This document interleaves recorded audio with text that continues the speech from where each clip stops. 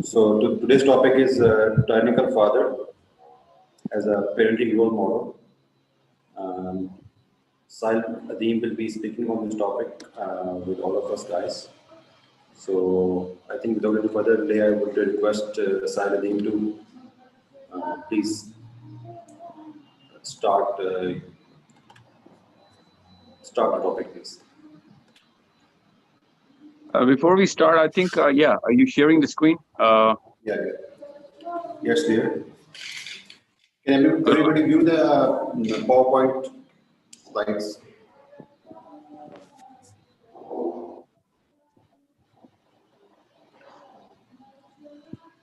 I think I can, so I think everybody can. Okay. I know it's all right. Yeah.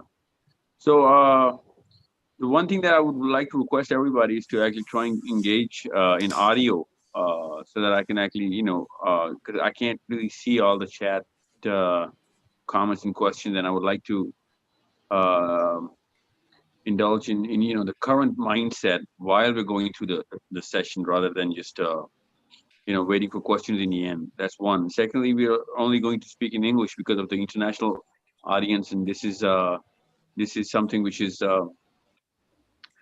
might just create some sort of a hindrance for people who cannot understand the technical terms or the way I speak. So that's also one more reason why people should actually start not just by typing, but also by just speaking out. But unless you're doing that, please, I would request everyone to keep your microphones on mute. So I think we should just kick it off. Anything that Tanzil, you need me to actually? Are there any other rules and instructions that you would want me to follow? Okay, last time we had a discussion that we wanted the audience to indulge as much as possible. So as Sarah team has requested you people that if anybody has got any kind of question, they can simply ask it themselves instead of raising the hands or sending them in the chat box. So we encourage an interactive session this time. So whenever there is a question, please you can ask it by switching on to your mic or camera. And we would also encourage you to those who can to please be present in terms of video and audio, whatever is possible. So, are we going on YouTube as well? Yes, we are.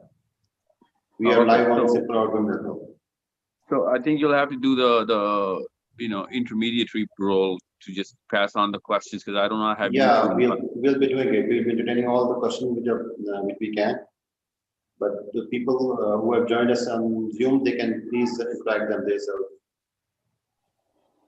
Good enough. So I think we should just begin, should we? Yeah, please. Okay, Bismillahirrahmanirrahim. Assalamu alaikum, everyone. Let's just first and foremost get the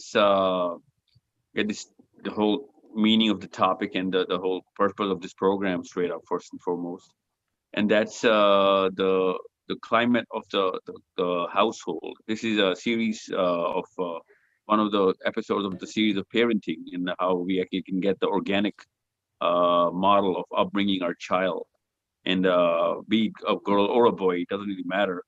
And this is one of those many sessions that we actually hold religiously, so that we can actually get our purpose straight, which is at source code, my company, and my own personal real inner calling is to actually get the original world order in place in the planet. And the only way to do that is to actually fix the household. And when I say household, I actually mean parents. So this is one of those episodes, and this is why we're going to go real technical, real hard. We're going to grind a lot of things in the minds of the people who are ever going to listen to it right now, or through YouTube. So please forgive me for using a lot of technical terms. I would like, and I would try my best to actually explain them as much as I can, as simply as I can, because there are so many words that are not available for literal translations in English or Urdu. So we'll have to use a little bit of science. So if you just can't understand it, just feel free to ask, and I'm going to give you as many angles to that word or that part of our program. So Let's just get the topic straight up. This is topic came to us from one of our groups, which is very good because this is one of those issues which are most common in classes of lower or middle socioeconomic classes, which means it represents the mass. Even though psychologically and academically speaking, this is not one of those issues which are just in the SECB or Cs. This is very common SCCAs as well because of a lot of reasons, which I'm going to quickly go through. However, this is going to be a very academic session, so a lot of people should take a lot of notes. The slide decks that we have, there are so many that I'm going to talk about. We're going to share them later on. We're going to try and simplify them. As you can see that, and you will see in a moment, that these slides are a little technical, not so much, but for some people it'll be very technical. So for that, we'll translate all of those slides into a lot more simplified versions, and then we can share them through many groups that I'm sure you're part of, or you can be part of by asking questions and getting those addresses and numbers from WhatsApp or Facebook and YouTube. That we actually are currently running. So I hope everyone can understand me. So I'm just going to try and explain this topic. The tyrannical mindset is as commonly known as a classical aggressive, or in psychology we call it the classical bull disorder, which of course most people have, and it's not just specifically for men. When I say tyrannical father, it's a general term because I have more reasons, and I'm sure all of us know that this is not just specific to men only. A lot of women are practicing this tyrannical parenting model as mothers, and we're going to discuss that as in the perspective of men only right now. We're going to discuss that in perspective of women later on in other episodes. But why I wanted to talk about this is from a man's perspective, is so that we can understand that probabilistic thinking, this is way more abundantly Hello. found in men. So we have a question. Sanjay, if you have a sound coming from any microphone, you do know that you have the ability to mute that person if he does not have a question, because some people do not really realize that they have a microphone on. Yes. Yeah, we are muting all those. I think we have a question here. Yes, please go ahead before we start off. Yes, please. Okay, good enough. So let's just jump right in.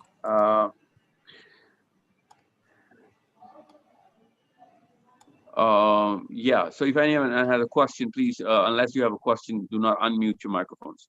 So why are we actually specifically targeting the fathers here? I myself am a father. I know that a lot of people are going to take a little bit of an offense that, there could be many mothers who are tyrannical, and I agree. But we're actually going to cover both. We're just taking one because it is more abundantly found. And that's why we're just jumping from the father's perspective. Now, what is the tyrannical mindset, and why do we call it a climate? Because the climate is set by in most cultures. In most cultures, the climate is set by the more aggressive presence in the house, and naturally, a man has a way more aggressive presence inside the house as a father and as a husband. And I'm not saying that as it's like a rule of thumb. I'm just saying it's the probability of us having a more aggressive mother who's actually calling the shots on the climate. Of course, there is presence of such a case, but more often than not, we can see that in all cultures, it's not a socio psychological thing. It's a pure psychological thing. It's a physiological thing, actually, when you look at it, that the man actually sets the tone of the house. That when we say tone, is the climate. And I'll tell you, it's a technical word, the climate. I'll explain to you what a climate is, so that you can understand that that's the only purpose of a parent. If you can set the climate right, you will have a way lower probability of mental disorders and aberrations, and smaller or even deeper syndromes inside your children. So that climate is defined by the kind of physiological and psychological makeup that a human child is going through because of the environment around him. Could be from the mother, could be from the father, could be from the both, could be from any guardian, could be from elder siblings. But the climate itself is the most pivotal determinant of how a child's psychology and physiology uh, is constructed. And then later on, it manifests itself whenever it can. Most of the psychological disorders which people show, for example, one of the most common and uprise of the disease that we now see is the bipolar disorder. It was not that common before, even though we knew what a bipolar disorder was 50 years from now. But now I can see an uprise of bipolar disorder in men a lot more than in the last 2 decades, and maybe a little more. And why do we have that kind of a bipolar disorders manifestation now, in especially in male? And that actually we all know as academics that the bipolar disorder of an adult male actually is triggered later on, but it is structured uh, at the earlier age of even as low as 3 year old. So we know that all psychological disorders are decades old. They just show their symptoms later on. So we really need to understand how important a job of a man and a woman is when they're actually bearing a child and then they're raising the child, and what kind of biases and what kind of mental issues that they themselves have, and they unknowingly, unintentionally, and subconsciously cause all of those diseases to actually make a way bigger and more deeper level disease in their own children. So that's one of them is the mindset of tyranny that human beings actually naturally have, and that's something which is caused through mostly caused through the kind of subconscious uh, routines that we are all going through. Nobody actually wants to be a tyrant. People actually think that this is the only real disposition that is going to get them to their purpose. And that's a very common thing. People don't really want to force other people into their opinion. People, ideal disposition, natural disposition of every human being is that if I say something kindly, even if I am wrong or right, if I say something kindly, that's the easiest way for me to actually get the obedience of people. However, most people don't listen to you when you're speaking kindly to them. So there is no on and off switch. There is no submit or rebel switch in human beings. So what we do is we actually take the high road of getting the stick in our hand and actually start to beat everybody around our perspective and just herd the whole people like cattle under our reign. That's what tyranny is. So we naturally do that by raising our voice or by shouting it out or by reinforcing it through our body language. And then we take the next and final step that we actually start the aggression or the assault. And that assault does not really mean that you start beating up people. Assault means that you actually override the perspective of other by just aggressively following your own and making other people follow your perspective. And that's a natural human psychology and behavior. But when it comes down to parenting, we really need to understand that if you are a man who has one or maybe more children, and you really do not know the repercussions of what this kind of mindset and this kind of behavior sets as a climate, then you're actually a way bigger criminal than all of those people who are actually, what we see committing the crime, because you actually caused the basis of that crime to be set in your children's brain. Now, this is a problem which people don't understand as because it's not visible, and it's going to be visible 2 decades, maybe 3 decades from now. But we actually just unknowingly just keep calling that sort of disorder in the human our children. Why do we do that? And that's the first thing that the usual parenting model that we know is from punishment to reward. These are the two extremes of the dispositions. And every woman and every man thinks that the parenting model is the balancing of the rewards or the punishments that they give to their children. Now, even though the climate, that is, which is an academic word, the climate has absolutely nothing to do with any reward that you're ever going to give or any punishment that you're ever going to give. These are the two abnormal events that should happen regardless of whatever climate that you have. The greatest households also have a very fair treatment of rewarding or punishment. And the worst households also have the same sort of dispositions, which are the two extremes of reward or punishment.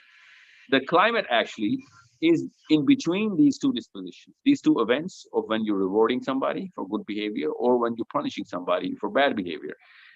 These two abnormal events should be treated as one-off or rare occasions. Because if you're rewarding every day for everything, then it's not a reward anymore. And if you're punishing everybody for everything, then it's not a punishment anymore. So the actual climate, the organic system of parenting lies between these two dispositions of reward or punishment.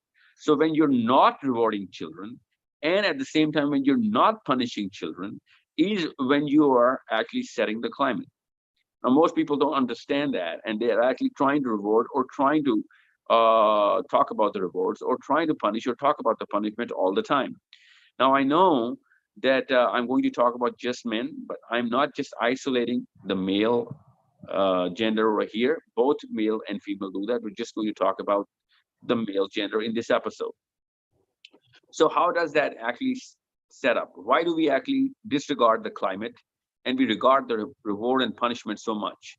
It is because of the kind of environment that we actually grow up in, and that's the problem. So how does this actually originate? And that's where we need to actually begin this episode.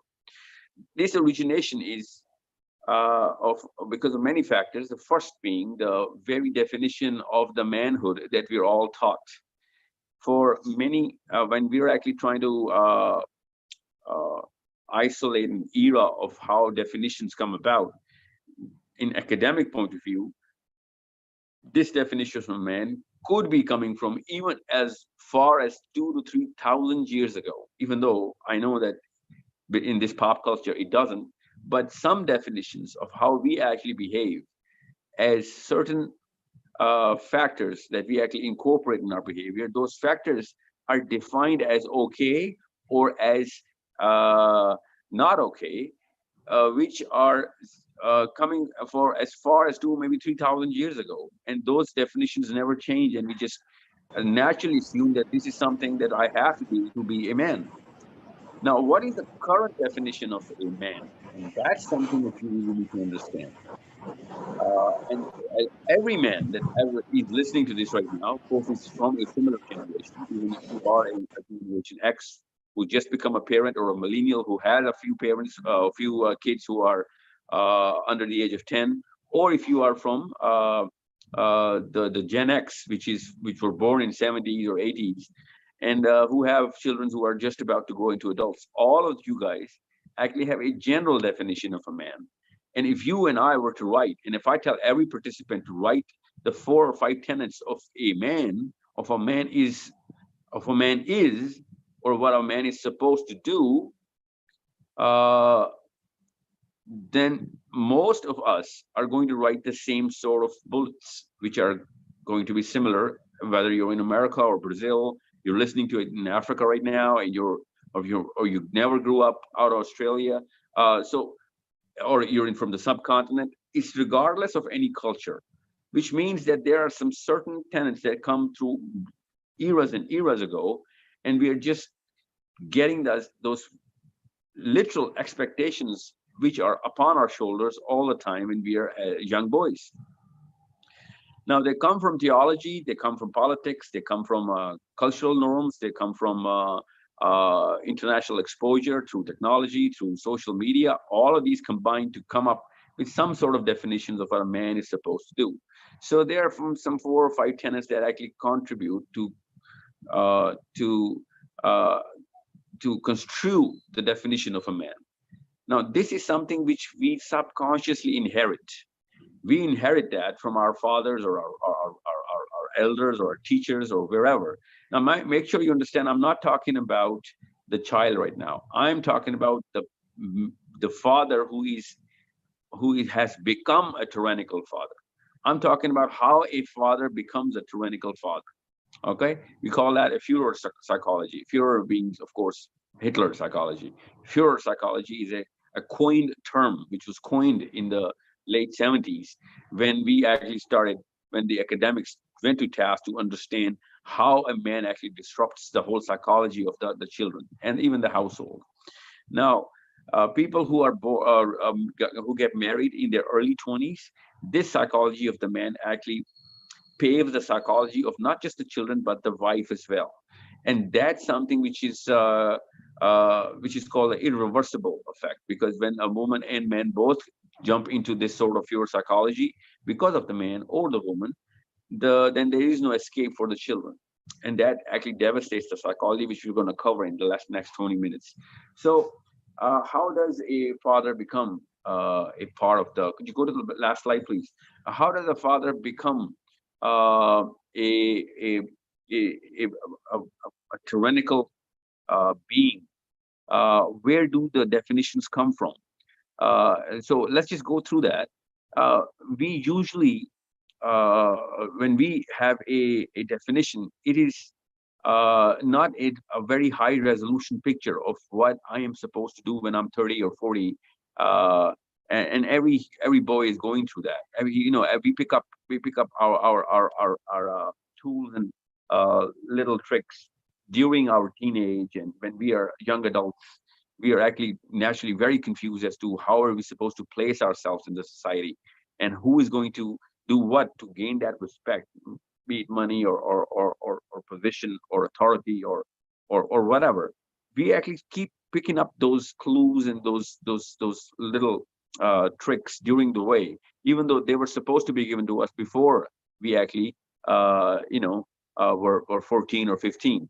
And that value system, that psychology, that normality is, since of course not on such a high resolution, because parents don't literally go to work to this task with their children.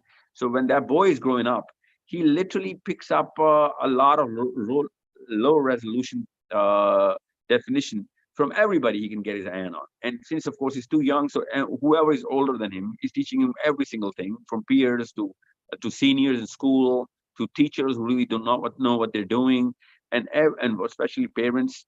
So when he actually comes up with a very amalgamated view of what a man is, and that is the first reason, and that's the foremost reason of why there is absolute tyranny in his own household when he becomes a father, because there is no set platform.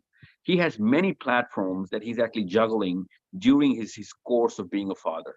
One day he's actually, or one moment he's actually in a very normal psychology, and all of a sudden some other trigger, which it is deeply embedded in his own mind. That trigger is caused because of whatever comment his wife had to say, or whatever his job has to actually give to him, or his boss is not really treating him well. All of a sudden his inner psychological issue manifests out, and he actually comes right inside the pure psychology. When I say pure psychology, means the tyrannical side, his aggressive bull side, and he starts bullying his own children and his wife. And that's something which causes the biggest problem, because of the low resolution picture of what a man is supposed to be. And I'm not going into chemistry right now. I'm just talking about psychology here. We're going to cover chemistry later on. So this is, however, a very chemical phenomenon. My certain chemicals have dilated their centers so much during my childhood that it becomes so easy for me to get those triggers, and all of a sudden I lose my control and I become tyrannical to the kindest people, to the most caring people towards me, which is my family, my wife and kids, to the most loyal people. I actually start treating them like Pharaoh treated the people of Moses. Now this is something which is very common now, and as a psychologist and as an academic, people don't really look into it because they really do not have that kind of exposure. Do people think, there's a lot of taboo against therapy, so people don't go into therapy. People really do not know of what a normal situation is and what is the climate of the household.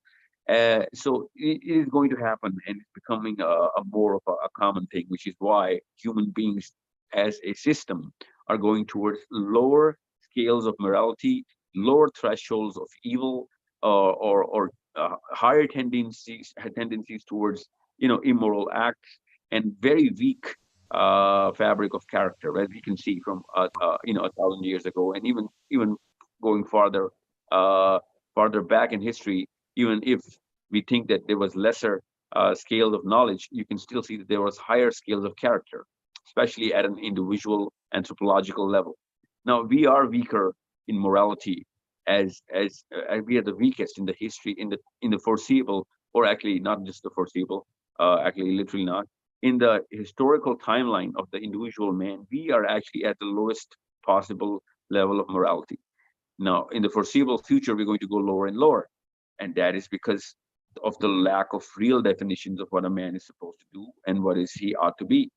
And that's, please go to the next slide, the one that we were discussing. Tanzil, I just need to be on that same slide. Everybody needs to be on that slide. Okay, so what we actually need to understand is, where does that uh, uh, definition of a man comes from? And that is, first and foremost, comes from a very low resolution counseling from the parents, or uh, weird expectations of, capitalistic mindsets of parents and elders. And then the next thing that we do is we actually carry out that expectation from, not just carry out, but we get those expectations from our peers. Now, those peers are absolutely not qualified to give us that kind of counseling of what a man is supposed to do and what it is. What it is. Tandeep, whoever is actually controlling the slide deck, please go to the last slide, the slide right before this. Right before, no, you're going way ahead. Tandeep, can you hear me? Yes, this one. Thank you. Okay, so the peers actually become our consultants, because we are longing for that actual worldview and the way we are supposed to carry out, and what is the ideal man, what is the ideal father. We literally are never taught the Sira or the Sunnah. We are never ever taught that. And even if we are taught that, we are taught that as a coursework, which is part of our curriculum. And of course, no child is going to get his worldview from a curriculum which is just going to end at at the next examination. So this is something which is not part of character building in our kids. Sira is not even a percentage of our character building, and we never are taught about the Prophet ﷺ as a father and as a man, and what is the epitome of a man, and how actually he manifested all of those traits as a young boy of any kind of Islamic household, from Indonesia to Argentina. We do not get the actual pictorial view of what a man is supposed to become, and we let it be a very adult discussion, and that's our first mistake. It is not an adult discussion. If anything, most of our definitions of which is called metadata, they actually come from as far as 2 years old or 3 years old, when we were 2 or 3. So at that time, we actually missed out on the most basic things, which has caused millions of problems for all men, especially in the roles of fathers. They're absolutely devastating fathers at a lot of levels. I'm not just criticizing every man here. I'm just talking about in general perspective, that we really did not have a platform to fall back on. So we actually pick up every definition of every hero that we get. We never get to see the domestic side of that guy. And this is why we actually get to have a lower resolution of the picture of the man. Second thing that we actually go through is, from every different culture, we get those definitions which actually trump the theological platforms. For example, our local heroes are talked about and are discussed way more than the Prophet. That means that the cultural aspects trump the theological aspects.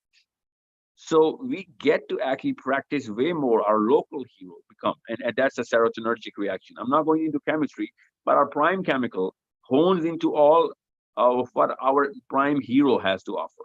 So my whole chemistry is trying to mimic the man who I think is the actual hero. And who is the actual hero in my mind? The one that was discussed in the first 12, 13 years of my life. That's a simple rule.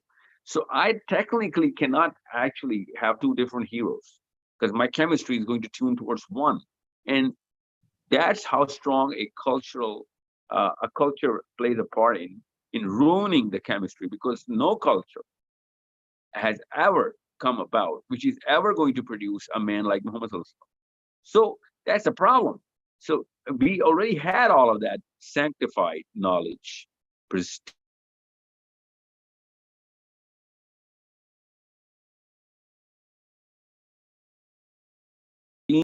laws of, yeah, went into some certain situation. What did he do? What kind of attributable structure of the Prophet ﷺ we should actually inherit down to our kids? But we don't do that. Our cultural heroes actually dictate the terms of what the definition of man is.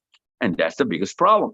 So as soon as we actually, as adults, discover the actual reality and the flavors of the Prophet ﷺ, all of a sudden we start getting confused because our natural chemistry is not in tune or is not ready to do whatever the demands of that man is. So what we do is we keep our natural inertia, and a lot of people don't even get to see the real picture of the, the Sira and the Sunnah. So whenever, for example, in the late 30s or early 30s or in the late 20s, if a man gets to discover that, oh my God, all of the current cultural heroes that I had actually have literally nothing in common with the Prophet ﷺ.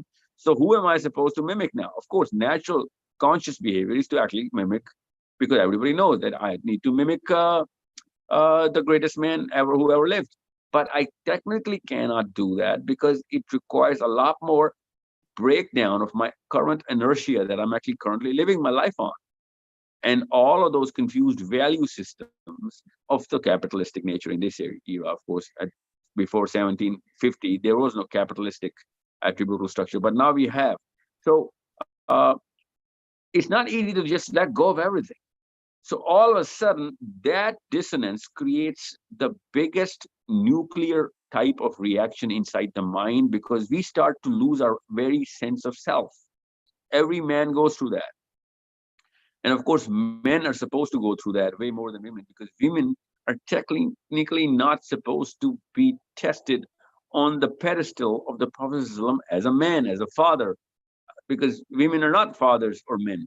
So they have a little bit of a handicap here. However, I'm just talking about men right now. I'm going to cover the woman part later, and we're going to cover how that happens and what kind of problems women go through when they actually go through this cycle. But when men go through this cycle, and all of a sudden they discover that most of the heroes that I was mimicking do not really qualify to the actual reality of a man is supposed to do, then he actually becomes that much more frustrated, and his psychology is it becomes a little perverted in a sense that then, because he now loses his actual esteem in front of his own self, and that's a normal psychological phenomenon. And he actually reacts to that every single time he's put on the spot by his wife or his children or his peers or his own self. And that's the scale of right and wrong. There are a lot of rights and wrongs which we don't practice because we never get to see that being practiced by our cultural heroes. And all of a sudden we find out that they didn't qualify on those pedestals. So I'm supposed to actually qualify on that pedestal. And I'm being tested upon that, and I'm failing miserably on every single pedestal because nobody can actually live up to the pedestal of the Prophet and especially not those people who actually discover him in the late 20s. And that's the frustration you see in all the religious households. And all of those people who have conscious thinking mechanism, they lose their humor, they become that much more vile, they become grumpy and irritated, and because they are actually losing the sense of self. And a lot of things which we read on the internet, they actually start to try and diagnose of what's actually going on. And I'm just talking about those people who actually try and diagnose. Otherwise, people just live out that frustration. They actually find out that it's very normal before a certain age to actually go through this, and they actually settle for that abnormality, and that's not the actual reality of things. I'm just giving you what's actually going on inside the psychology of a man. So understand how big of a problem it is caused by parents who don't really resurrect the character and the actual definition and the resolution of that picture of what a man is supposed to do, what kind of a self human man is supposed to have when he actually practices all those routines in life as a father, as a husband, as a friend, as you know, as a regular personal leader of his own self and his familyhood, and of course, you know, whatever he's working in, whatever walk of life. And that's the loss that every man is going through. Whoever discovers the Prophet ﷺ, and he wants to be that, and all of a sudden we feel that loss. So I'm just trying to instill the actual pedestal here. Most of the people don't even relate themselves to the Prophet ﷺ. I'm not even talking about those. I'm talking about those conscious fathers who are trying to actually raise real men as their sons. So what is the next factor that actually causes this fewer psychology? And that's the pop culture. Pop culture has done two good things. One, it has opened up the channels of information, and we can get to see what's right and wrong in the views of what people think, and that's called the narrative. This word narrative was not even used 60, 70 years ago. This is a pretty recent word. It's a postmodernistic word. So we all have our narrative, and we get to see a common narrative or a more popular narrative of what a man is supposed to be. When when we go on YouTube or surf through social media, and we start to get those subconscious definitions our mind is getting in tune with, and we start to actually practice those. And I call it #cool. So we try and act cool, or we try and be cool in front of our kids, in front of our wives, our friends. All of the men right now, especially millennials and the people who are following the millennials, are trying to act that definition of cool, which they pick up from wherever they can pick up, from books or friends or social media. And they're trying to compensate for this pure psychology, and they just don't want to be that tyrannical man. And they just pick up any and every piece from wherever they can get and try and practice it, one article at a time, one stipulation at a time. And of course, since it's not part of their psychology, it's not part of their upbringing, so they can't really be persistent in this, and it creates a lot of mesh because there's no grounds for this. Cool is not an actual word. Cool is not an actual psychological terminology. Cool is just whatever is a current narrative of the group you're in. And this is never going to last. If anything, you're cool one day and you're going to be uncool for the same people next day for doing the same thing, because the definition of cool keeps changing. So this is a problem. And this is something which all the millennials are going through. And this is something which is a pressure on every man. Right now, I'm just talking about men. Of course, the same pressure goes on women as well. But right now, we're just talking about men. So as a father, you can't just be on the model of being a cool father and keep going on for more than just a few months, because after that, your own kids are going to be calling you uncool for whatever you're doing, because cool means being original. And since you're trying to be cool because of whatever the narrative of the human beings around you is, so you're not being original. You're actually a replica. So that actually, puts a lot more pressure on you, and that's the actual corruption of the definition of the man. So this is something which I'm giving you an academic view in terms of the top 3 factors, which are actually in the research. So we know now, and the men who are listening to, they can actually naturally relate to whatever I'm talking about, is that this is an innate pressure that our own body actually puts on our own mind. Our chemistry is putting that pressure that I'm a failure because of the pedestals of religion are against whatever, or are way higher than what I can reach, or even I cannot even jump to touch those lower pedestals of being a real man. So I actually try and react against it. And the kind of definitions that are now given to me in the pop culture or in the current paradigm that I'm in, they're actually against the definition at a lot of levels of the actual definition of theology or Islam. So as a Muslim, being a Muslim becomes a source of depression. And that's why most Muslims who are consciously Muslims, not just subconsciously, flowing through the water that's like pieces of weed, conscious Muslims go through an innate depression because they know that this is something which they cannot practice in the current paradigm. And if they do practice, they'll have to isolate themselves. And that's causing the biggest depression. And why am I talking about this? Because that depression has a very clear outburst, and you can see that in those households. And this is causing a lot of tyranny in their own behavior. And they're actually very aggressive. They have very bullish behavior at best. And they actually dictate their terms, and they actually, have a stick in their hand all the time. And they try and, herd their children into a certain behavior, which is never going to happen. because they're not actually addressing the actual issue, which is the climate of the house. They're actually trying to reward or punish the kids, and they're just trying to compensate whatever they're missing out on in their sons and daughters, and that's not how it works. You have to set a long-term climate which goes from decades to decades before the child turns into 30s or 20s or late 20s. Your job is not done. You can't just expect, this sort of change to happen in a matter of days or weeks or months. And that's something which is naturally which we're going to expect, because we think that since our lives were wasted because of the wrong scales that were given to us or the wrong definitions, we don't want our kids to have that kind of a waste and time waste. And we try and speed things up, and that expedition does not really work with human psychology or physiology. So this is Hello. something. Yes, sir. Yeah, Sahil bhai, what you are saying, can we call it cognitive dissonance?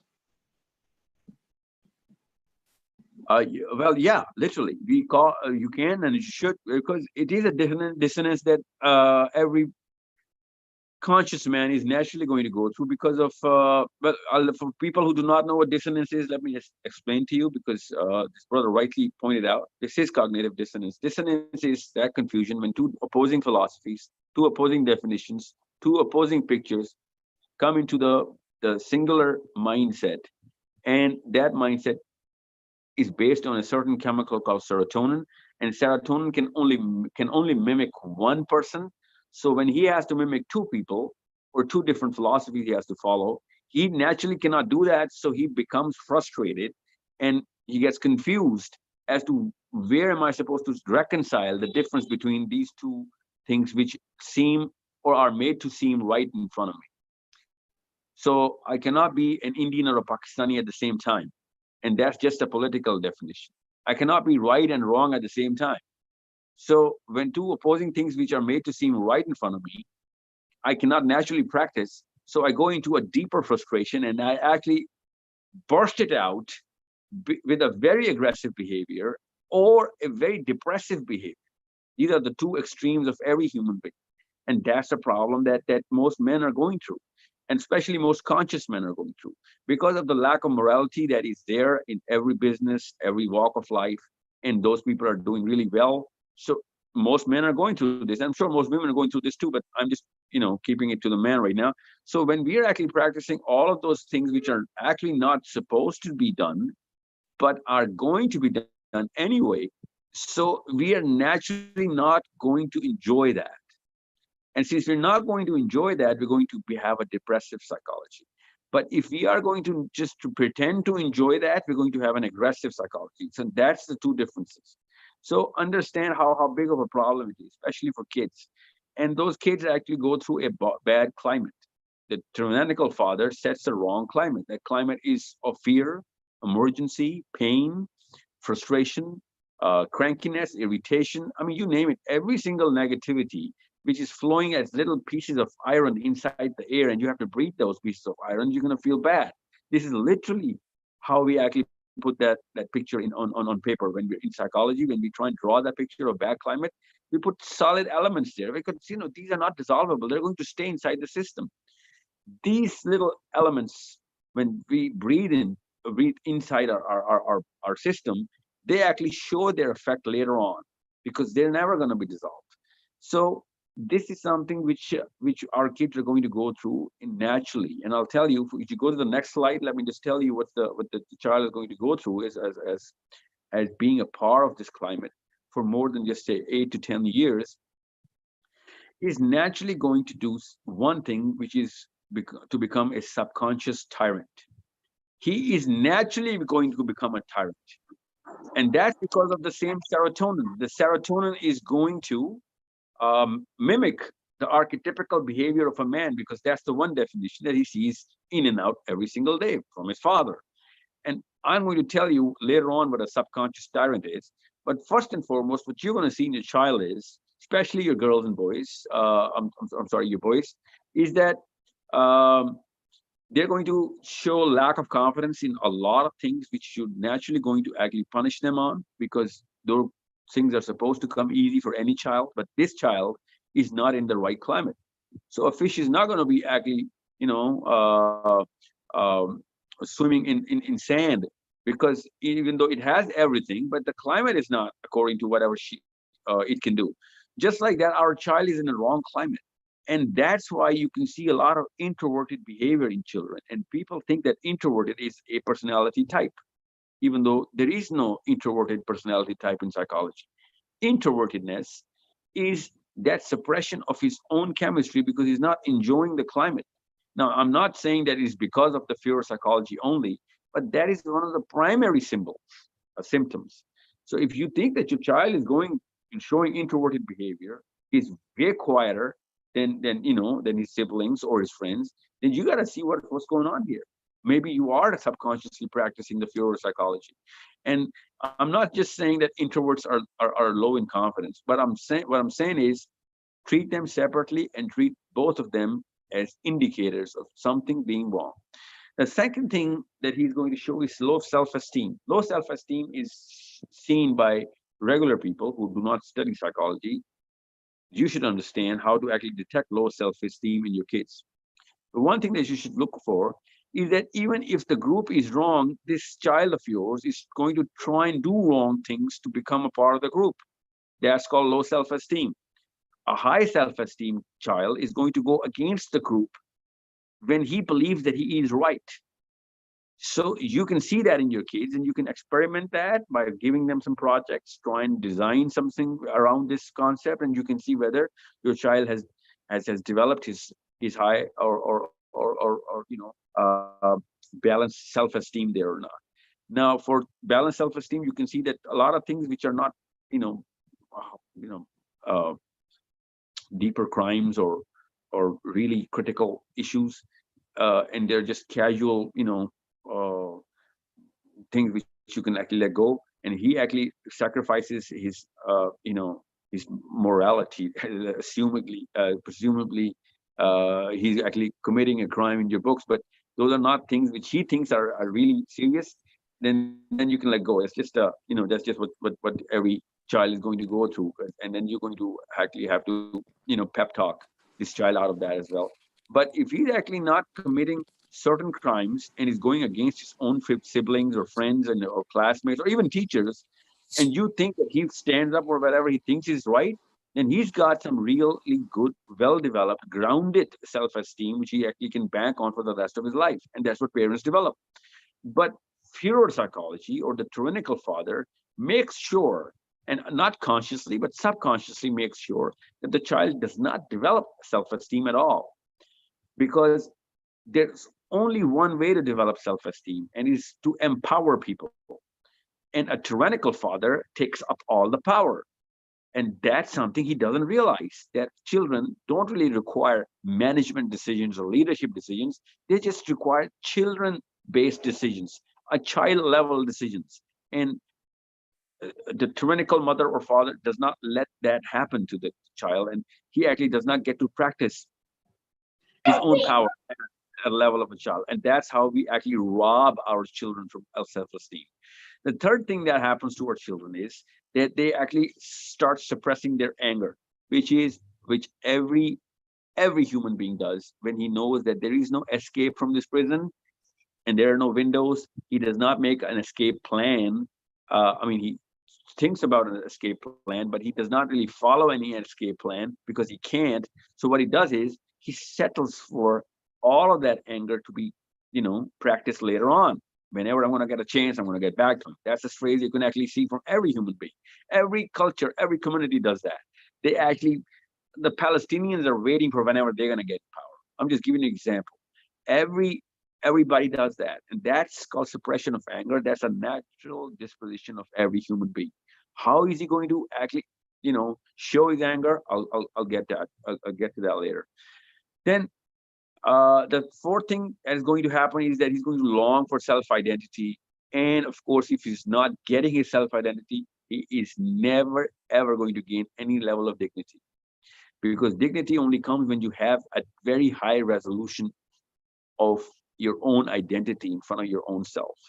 If you don't even know what your own self-identity is, if you're part of the herd and whoever takes you wherever, you're just flowing with it, then there is no word dignity in there. I mean, there's no boundary around whatever you should and should not do, and whatever is right or wrong, or whatever you can make or stoop yourself to. So you can see a lot of those people, and you can see a lot of those kids actually practicing way deeper immoral actions, way more in quantity and in gravity that they were never there before. And a lot of things you can see coming about as scary level realities in front of us, that what our kids are doing as soon as they get a chance. And that's because they're not developed, they have not been helped by the parents to develop a good level of dignity about whatever they who they are, and how they actually uh, I, uh, how they are unique, and what is their actual worth in front of their own self. And since they don't know their own worth in front of themselves, they think they're worthless in front of everybody else as well. So that's why they can go down to any level. And that's something which is probably the biggest problem, and definitely the biggest problem of the future. And that's what you as parents can never ever even imagine, that your child will never have self-identity or low dignity, and it's going to be one of those most immoral people who does not really know who he or she is, and anybody can misuse him or her for any gain. So something which is probably to think about, because uh, you know this is the end of humanity, as far as I can actually tell. And then, of course, the hidden frustrations is the last thing, which is a bag of a lot of problems, which is at a lot of levels, from defining his own status quo to uh, understanding the kind of goals that he's ever going to make for himself. All of those are going to be compromised because of those hidden frustrations, and he's going to actually brand himself as a failure, and he's going to settle for that. And you're going to see a lot less human level performance in terms of his profession, or in personal life, and all walks of life. He's going to have way lower performance and efficiency, and then he's going to, of course, have lower energy levels to actually show lower resilience towards the problems he's going to get, because he's naturally going to have lower skills. And those kind of low scales are something which are becoming way more evident now, and people technically don't want to really reach for the stars anymore. And that's why you can see, even in technology and even in sciences, you can see way less progress now. And this is something which is something to think about for those people who are really conscious about what their child has as a purpose to be developed later on. Now, all of these five signals, and there are many, but I'm just picking up of course, the bigger pieces of the pie. They actually contribute towards making a subconscious tyrant. What is a subconscious tyrant? Subconscious tyrant is the guy who's waiting for weaker people to practice his tyranny on. This is simple. So as soon as these children are going to grow up and they're going to become fathers, the first thing they're going to do is they're going to practice the same behavior that they saw in their father, literally, and they're going to take it out on their wives and kids. Literally, they're just waiting in the shadows so that they can mimic the same sort of behavior. And you can see your father, you can see your own self. I can see myself. I can see a lot of my father in myself. I can see a lot of my grandfather in my father. That's how natural serotonergic behavior is. That's what serotonin does. So these subconscious tyrants are just waiting to become tyrants later on, as soon as they're going to go through that. And we've run many surveys, many companies. That's what my company does. And you can see that the kind of feedback that we get from a lot of bosses, from a lot of their subordinates, and we run profiles of those bosses who are actually very fewer psychological dispositioned. You can see that their own household had fewer psychology in them. And I'm not just talking about a throw of dice here. It's a more than 95% confidence level those equations run on. So it's a very, very direct correlation between what your domestic psychology and how you practice it later on in in every walk of life, not just your work life. So your subordinates are going to face that kind of tyranny. Your kids are going to face. So it's a vicious circle that I started, and my son is going to make that go through many, many circles and he's going to become a far bigger tyrant because he's going to actually have a lot more time to practice that. And he naturally is going to, and the biggest problem with those people are, and they're naturally going to rebel against whatever my rights, my things that are rightly practiced, what my morals represented, and he naturally is going to rebel against all of those standards that I actually set for myself. That's why he is never going to follow those sort of idols that I actually set for myself and for him, for his own self as well. And somehow that, when we say the hatred, that hatred is a double-edged sword. It actually not only kills whatever is wrong in the one that you hate, but it actually starts to develops hatred for something that is right inside me as well. So it's a big problem, and people literally are, and I see so many people, and I speak, because that's my profession, I speak to so many people. They are actually set out to do exactly the opposite of what their parents would do. I mean, that's like their life purpose. These are the regular statements I hear, that I don't want to be my father. I don't want to be my mother. I want to do whatever my mother did not do. I want to do what my father could not do. I mean, I'm thinking, how did they actually miss out on the big picture, that their father was a human being who had a lot of good as well, that they just disregard all of that good because of that suppressed anger that they had, and they develop it and they sharpen that sword, and then they actually start carving every single aspect of the father's personality, be it good or bad. And what's very that's very natural. That's how biased we are as human beings.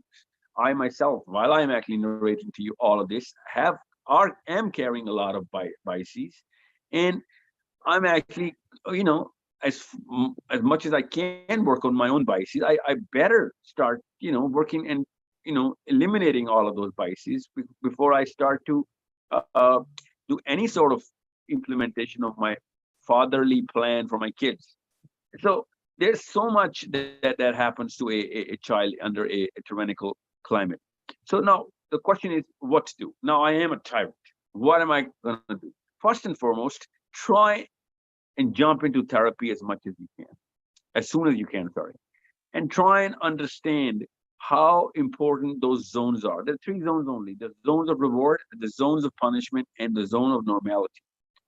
So what is the zone of normality? And that is the 90% of the life that you actually spend when you're reading a newspaper, when you're being in your room, when you're sitting down, when you're with your friend in front of your kids, when you're walking around, when you're talking over the phone in front of your kids, when you're actually talking to kids over dinner or whenever, and when you're just discussing things. Those are the zones of normality, especially when you're talking to your wives, when the kids are looking at you, when you're not actually causing any sort of punishment or reward. That's called the zone of normality. You need to be getting a feedback right away. Who's going to give you a feedback? A tyrant never gets a feedback. If anything, if he gets a feedback, that is a very good feedback, because people are afraid of telling him the truth. So you need to actually start a build-up process, first and foremost, of the diagnosis of how you're doing, and what are you doing, and when are you doing it. People are not just going to give it to you. So you're going to have to keep practicing a lot more kindness, and building a lot more courage, and stop punishing those people for your wife and kids for giving you that kind of feedback. And you have to actually start, it's called the pretentious zone. You have to start pretending that you're not going to punish anything or penalize anybody for giving you that open feedback. And that's something which is going to have a lot, of effect on your kids, because even that is going to be construed as one of your elements of tyranny. So you make sure you actually, pass through that zone really well. Once you are starting to get feedback, especially from your peers, because your family is not just going to give you feedback right away. Your peers they can. That's why they're your friends.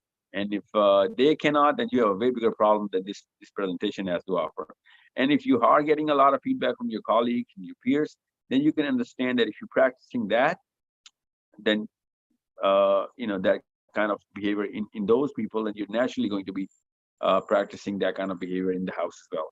So as soon as you diagnose that you are one of those people, and you have to do that every 3 to 4 months, depending on what kind of climate you have, as frequently as possible. And then you can actually start to set up yourself to changing one category at a time. What I can do is I can actually send you a self-image test. Tanzil, if you can be so kind, I'm gonna give you that test later on. It's not here. It's not in this presentation. I'm going to send you the test. People who really want to work on the feedback of how they are actually perceived inside their own household, especially in their friends and family, and that's a test for them. It's an emotional intelligence instrument. We give that to every professional training participant, but this is something which some people might be interested in that. So let's go to the next slide. Let me tell you, once you've diagnosed, you have to understand. Then you got to take it to step 2, which is to change the climate of the house. But before that, let me just give you the child's chemistry, which is very important for everybody to understand. Let me just go to the slide next to it, please.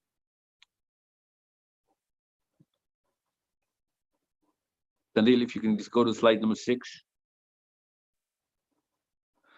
So what is the chemistry? What happens with the tyrannical father? Why are we talking about this? I mean, psychologically, yeah, we understand that. But what's going on inside the chemistry?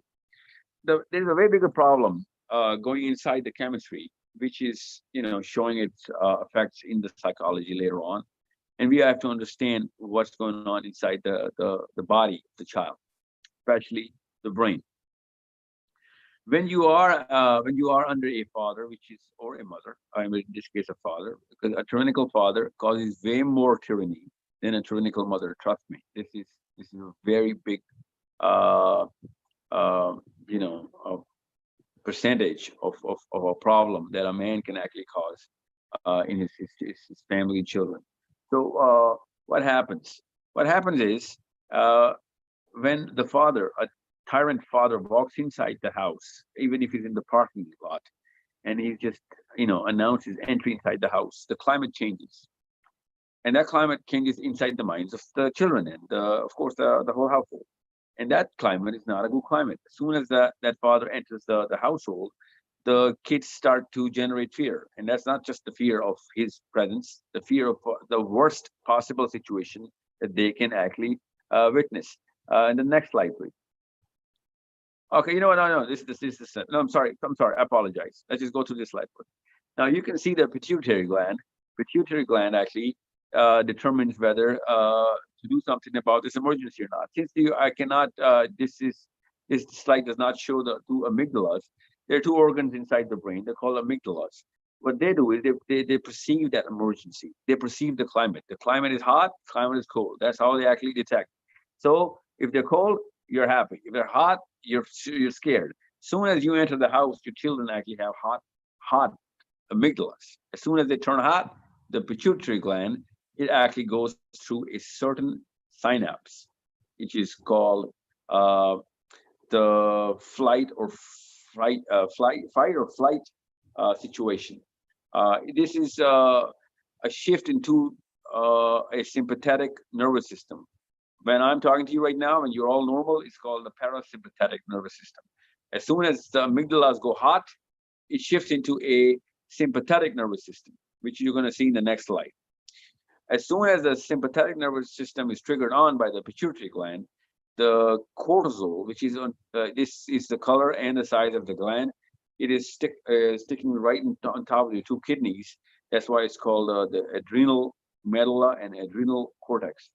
These 2 glands have get a direct order from the pituitary gland to release cortisol, and it releases cortisol in the bloodstream. And as soon as, since it's a neurotransmitter, it releases cortisol with the speed of electricity. So right in that second, as soon as you enter the house, your children and your wife have high cortisol levels. As soon as they have high cortisol, if you can go to the next slide, please now. As soon as the cortisol is triggered, which means the sympathetic nervous system is on. Oh, no, the slide next to it. I'm sorry. Slide next to it. Yeah, the sympathetic nervous system is on. This is what's going on as a bad climate through your children, inside your children. They're just running a glucose-based, lifestyle. What sympathetic nervous system does is it actually causes the human body to actually react for their own survival. So your kids try to be away from you. They hide themselves in the bedrooms or wherever they are. They try not to show themselves to you. They try not to carry a dialogue with you. They only reply when you talk to them. These are all the indicators of a bad climate. When kids naturally initiate a conversation, they just come and try and be with you, and they actually have insightful questions that they really want answers to. That's the signature of a parasympathetic climate. Understand the difference. And if they're trying to mask their fear and they start asking you plastic questions just so that you won't be mad at them or trying to hide something, that's also sympathetic climate, nervous system based climate inside the house.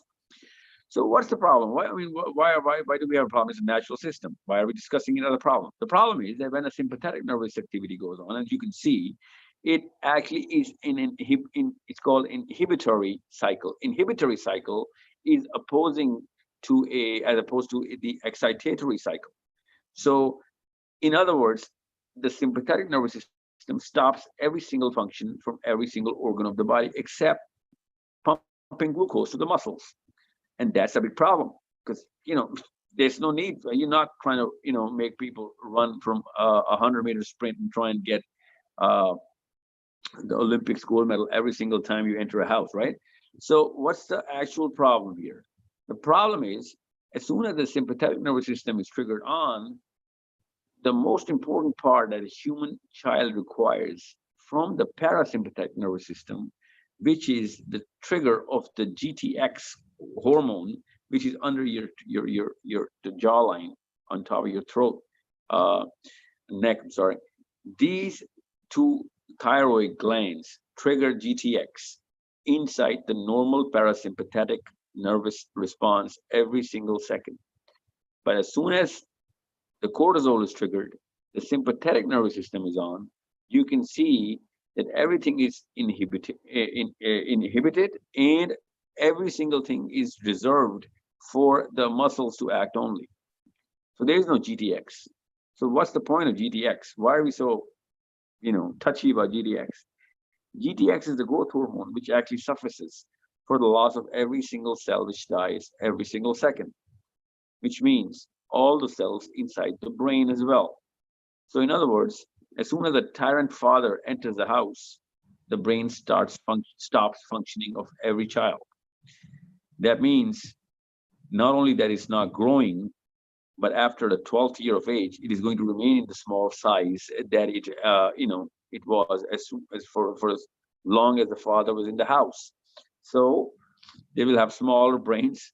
They will literally have no or low IQ during when the child is under the supervision of his, or when the presence of the father, tyrant, mother or father, tyrant is in the house, the brain is not growing. And most of all, their thinking capability, their acumen, their IQ, and their emotional intelligence suppresses down to zero. They're acting like retards. They're literally going through just a survival mode, and that survival mode is called the flight or fight mechanism. So they're living a very sympathetic life in terms of biology, of course, and even in literal terms as well. So they're naturally not going to have. Now, since I explained to you that, now could you go to the slide that I was talking about when the child, the earlier slides, please? I'll tell you when to stop. This one. No, the one next to it. Now, this is the psychology of the sympathetic nervous system. As you can see on the right side of the slide, lack of confidence. Why? Of course, when there is no brain function, you're not going to be, practicing any sort of thing with confidence. Low self-esteem. Why? There is absolutely no emotional intelligence about your own self. Why? Because there is no brain function.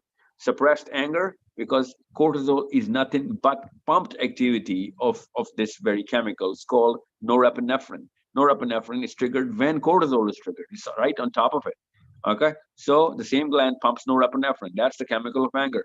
All the time, when you are in a survival mode, you're not actually enjoying yourself. You're actually pumping anger and you're controlling it or just letting it out. Depends on who you are, where you are. But children don't really let out their anger. That's suppressed anger, because sympathetic nervous system makes you angry.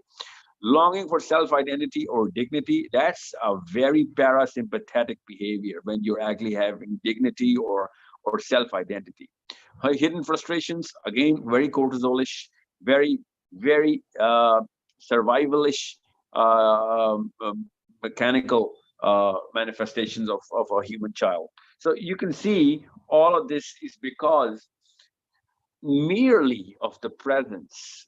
As soon as you enter the main gate of the house, all of this is happening inside your child. Because of what? Now let's go back to the chemistry. So because of the chemistry, because of the physiology, because of the wrong chemicals all the time. I mean, those chemicals are great when there's an actual emergency. When there are, when somebody's breaking and entering your house, yeah, I understand.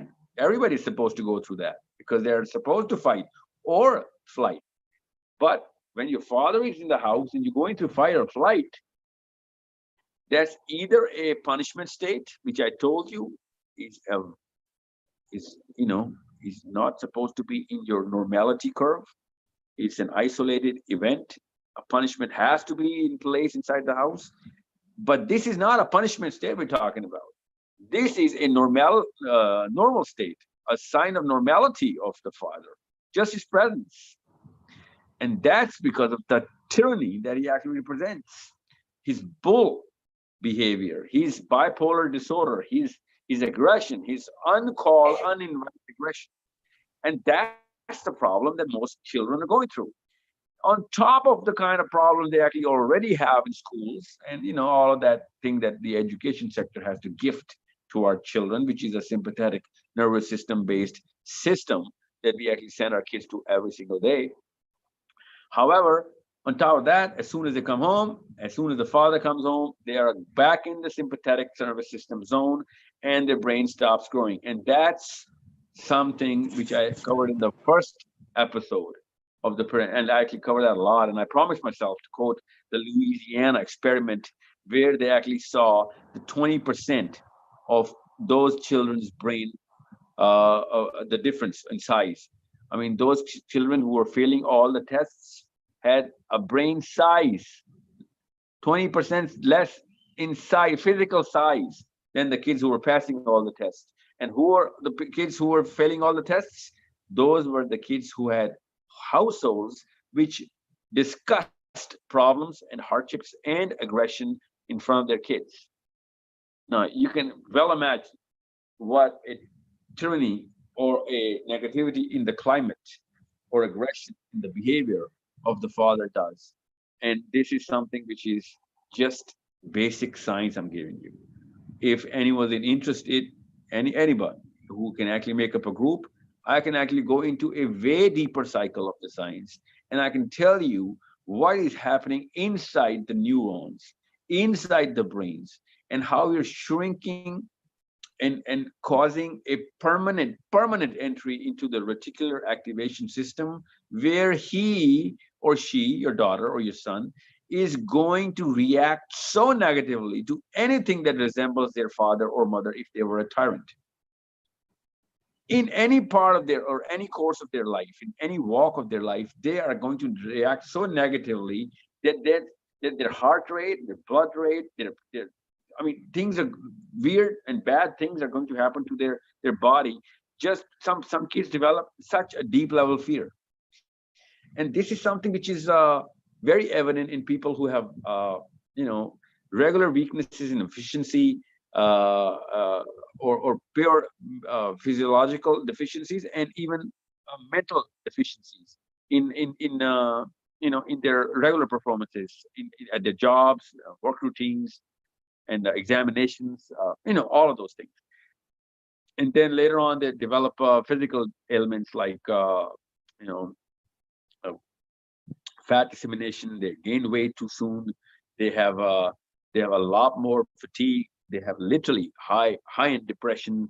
They have a lot more physical disorders, in heart problems later on, and you can see them in all of those case studies, which we keep on publishing, and everybody actually gets to read about those because of the mutation in the actual household, and he ended or she ended up in the hospital. And most people are suffering from one disease only, and that's the climate of the house. And that's what makes them go to the hospitals, and that's the load that they're carrying most of their life. So this is pretty much because I'm actually 20 minutes over. I just wanted to cover as much detail, specifically at a psychology level, and we're going to cover that in the next sessions, inshallah. So I hope most people got to see the actual threat as much as I could by not going in that kind of technicality. So if anybody has any questions, Yes. you can write to me. You can just talk to There me. are couple of questions which we can address now. Yes, if you're done. Okay. First question is, some fathers are not able to take responsibilities but are usually not controlling with their children. And there are some other fathers who are professional and take responsibilities well, but are very controlling. So which is more difficult for a child in their development to develop a healthy relationship with their father? I'm sorry, that's a good question, but I'm sorry. Children do not have any take in developing a relationship with their father. It's not possible. We're talking about uh, we're talking about a more difficult job than Palestinians developing relationship with uh, the Israeli Ashkenazi Ashkenazi Jews. It's not going to happen. They just don't have the power to do that. It's the father or the mother that are going to have to take part or initiate the relationship in their kids, and that's something that they don't do. They don't realize that they're subconscious tyrants. They're not conscious tyrants; they're subconscious tyrants, and that's something which kids technically they're imprisoned. Those kids are imprisoned, and there's something that only parents can take them out of that prison, and they just can't pull them out. They gotta break down that prison, and they have to wait for the kids to walk out that debris themselves. They cannot, because if they reach out to the children, that's also a tyrannical initiative, because they have not changed their brand, and it takes years to change a brand. So break down that prison consciously, and then develop a very steady approach towards how you can actually get your kids to start to open up in front of you, because they're not just going to do that. You can't wait for your children to, or expect your children to fix something specifically or on a parental level. And that's a big problem, and that's sad. Actually, probably this is the biggest tragedy of the world, biggest ever that I can think of. All right. Okay, we have another question. Do some challenging professions like defense and security has anything to do with how some fathers try to control their children because they aren't able to have similar control outside the home? And also, I would like to add in this thing that we also observe this behavior that in certain professions or in any profession, if the father is subordinate to somebody, or he's answering to somebody in his profession, and he has when he comes back in home, he tries to mimic the same behavior of his boss with his children or with the family members. So what would you like to say on that? Well, it's going to take a long time before you can start to mimic your boss in front of your kids. Or if you have literally no self-esteem, that's when you're going to do that. And we see a lot of cases. But that's not, I cannot say, oh, most of the time that's how it happens, because that's not how it happens mostly. Most of the time, a father is mimicking his own father or whoever he has been mimicking most of his young and early adult life, most of the time. But having said that, it's not uncommon that people start to mimic whoever they think is a formidable authority in there, and most of the time that is their boss. So that's just a sign of low self-esteem. Your rules and regulations, your policy making of the house are independent on how your boss is handling you at work, and every conscious man or woman knows that. And we really need to understand that our definitions have to come from Sita only. Allah subhanahu wa ta'ala could have actually manifested himself as a man or a woman. He didn't. He manifested his policies through prophets, alayhi salam. So that's the only person who can actually mimic it. And that's something which we don't. And that's something which we don't because we really don't read about it. So whoever is doing that is first and foremost, your boss cannot run your family. That's a rule of thumb. I mean, it's a common sense thing. It's not the father of your family. You are the father of your family. So when people actually, the first part of the question is that, people are actually afraid of the kind of defense and security situations around the world. Yeah, there is a problem. There is a problem that there is a lack of security around the house, which is in the neighborhood or the city. That does not mean that you have to be a tyrannical father. If anything, that's one more reason to show way more kindness and care towards your kids. But we actually start to get afraid so much that we actually start to, hurt the kids at every single second of their lives. So, don't multiply the effect of insecurity, which is outside, and just harbor it inside the house as well. There's a demand of way more balance. I mean, I'm not denying that there is no threat to our security. I mean, I know, in my days, we used to walk kilometers to school. We never used to show up in time at home, and people, my mother and father used to think, it might be a soccer practice or playing whatever, and we were, and nobody used to care. But right now, every mother is calling every.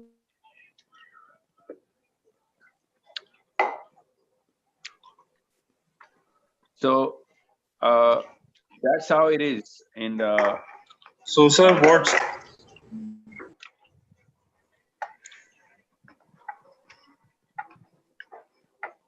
sir, please go ahead. Okay, the next question is, so what's the solution for the children which are being damaged and are now in their adulthood?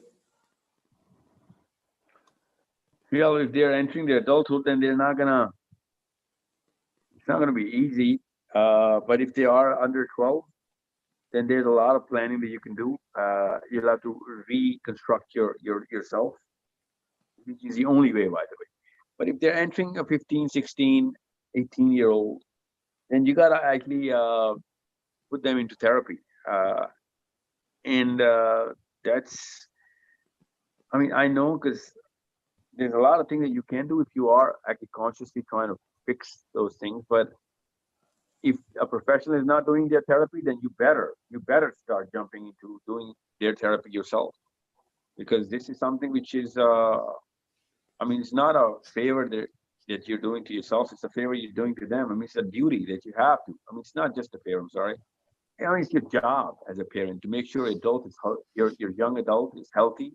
He has self-esteem. He's got self-confidence. He's got self-worth, self-identity. All of four things separately are therapeutically designed inside a human mind and brain. I mean, this is a right of the child. I mean, it's not like a favor. I mean, it's something that if you don't do, you're actually destroying the future of everybody around that child, not just him. I mean, you can see the rise in divorce rates. Why do you think the rise in divorce rates came at such a magnificent level? Because of the last generation's lack of parenting skills. That's it. That's how it works. You can see kids running away because you can see drugs at an early age. Why do you think that's happening? Because of low self-esteem. That's it. Low self-worth. All right. So the next question is from Dania Said. Sir, what is the solution of cognitive dissonance? How can we work on this if we found this type of dissonance in anyone around us?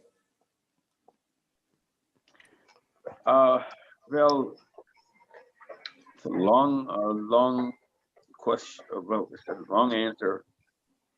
Cognitive dissonance is, I mean, there are so many levels at which the dissonance. मैं पूछना था कि तुम juice पियोगे या मीठा खाओगे बस. There's so many levels that a dissonance happens, and since she's not being specific, of course, she can't be. I don't think she knows what kind of level of dissonance happens.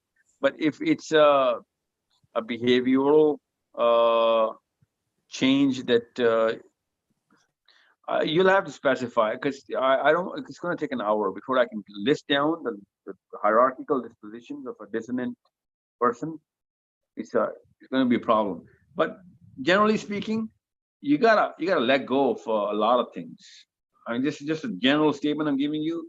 Train yourself to let go of a lot of things that you think are something that define you, and that's what therapists do, literally. But I'll have to really get a lot of data about when you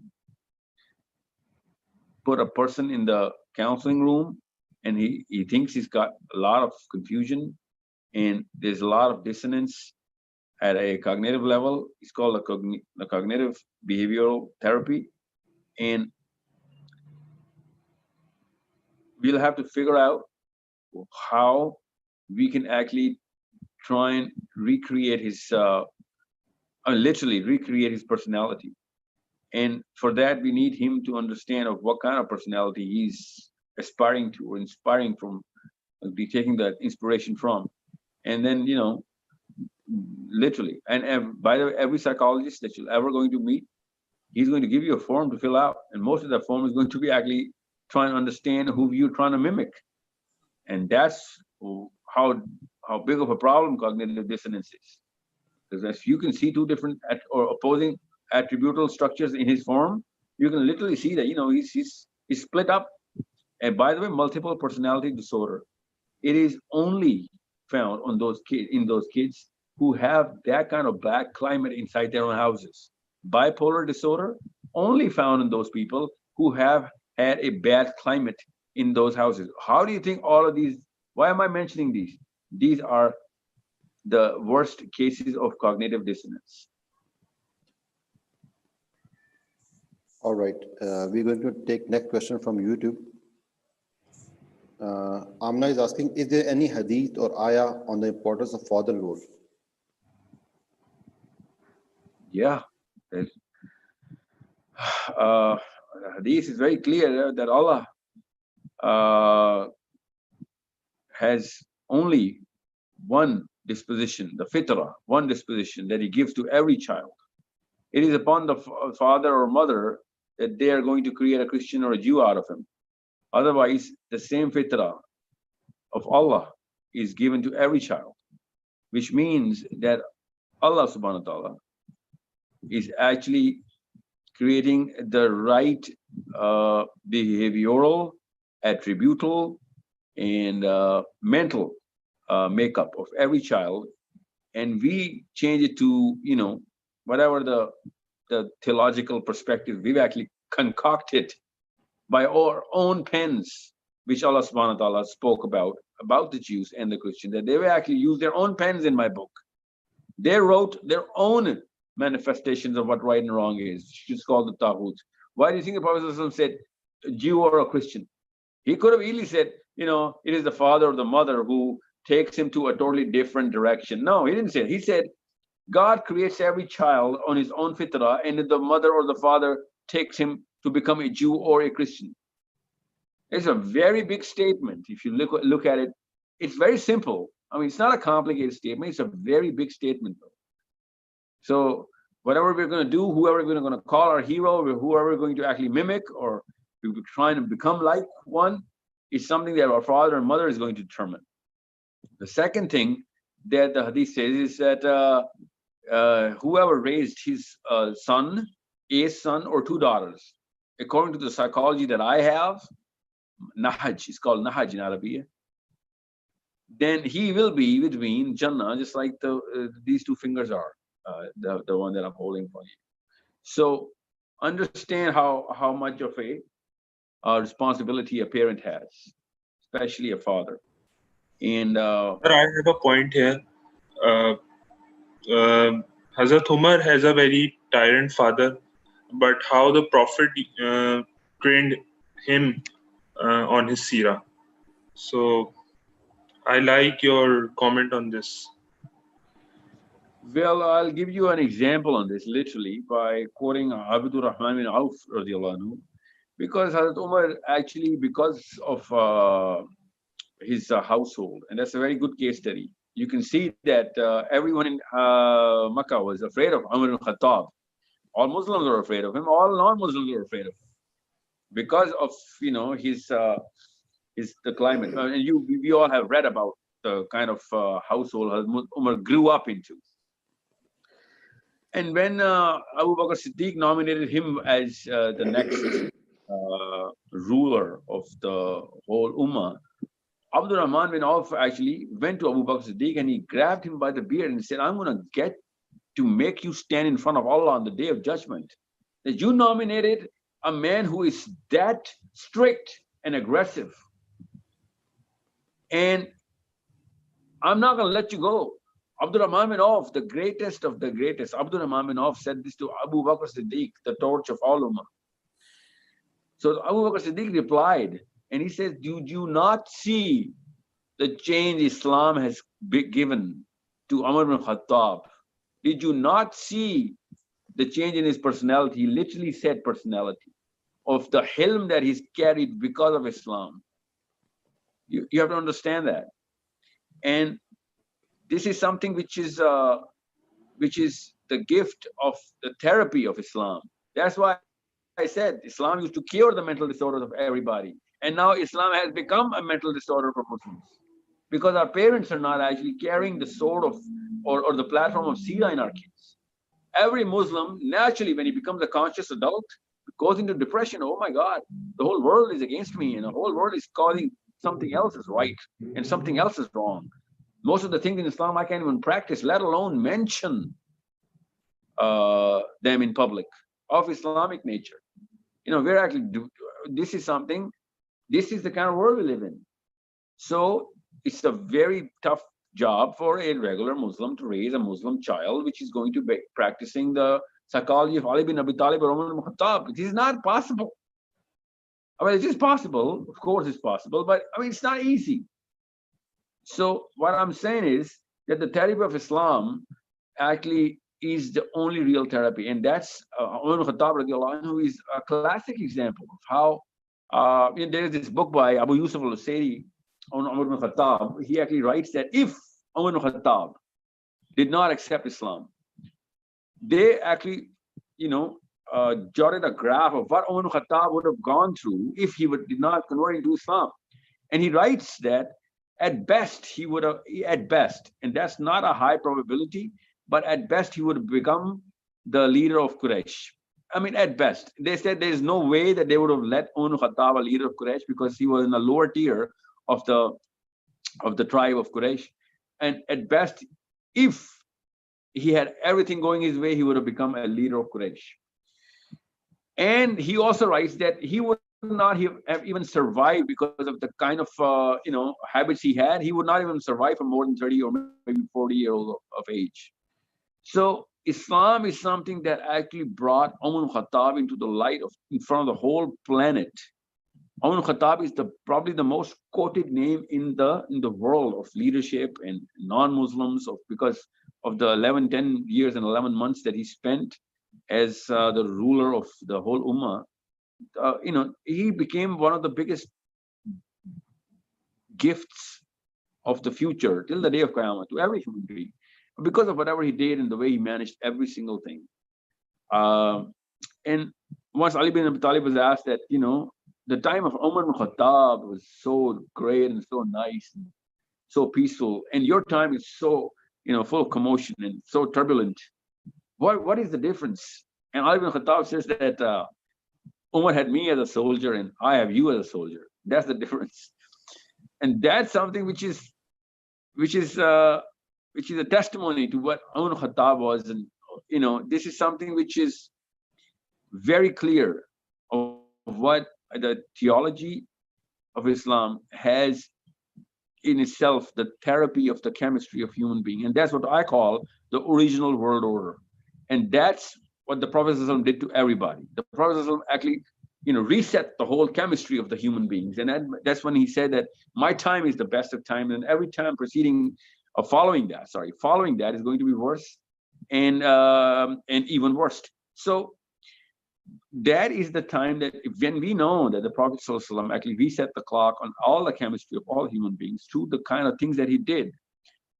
And we know that Sahabas went through pure therapy and they reset everything before they were Muslim, and then when they converted and they went into the tutelage of Nabi al-Islam. Then we really know that this is exactly what we have to do to our kids. I mean, what else? Why not this? I mean, we have the #1 example in the history of this universe, and we're not falling back on this. Instead, we're actually coming up with some Google-based articles. And this is something which is why I'm actually keep on jumping. And that's why in my slide, I just mentioned that this is the actual cause. If you do not know SIDA, you have a wrong serotonergic archetypical mimicry. If you know SIDA and your child knows SIDA, and the first 10 years, if he's gone through it at least 10, 15 times, and if he's able to narrate SIDA, then he's got the right serotonin in place. You do not have to punish him of not knowing SIDA. If he does not know SIDA, you're supposed to be punished. I'm supposed to be punished. Why are you punishing your child of not knowing SIDA?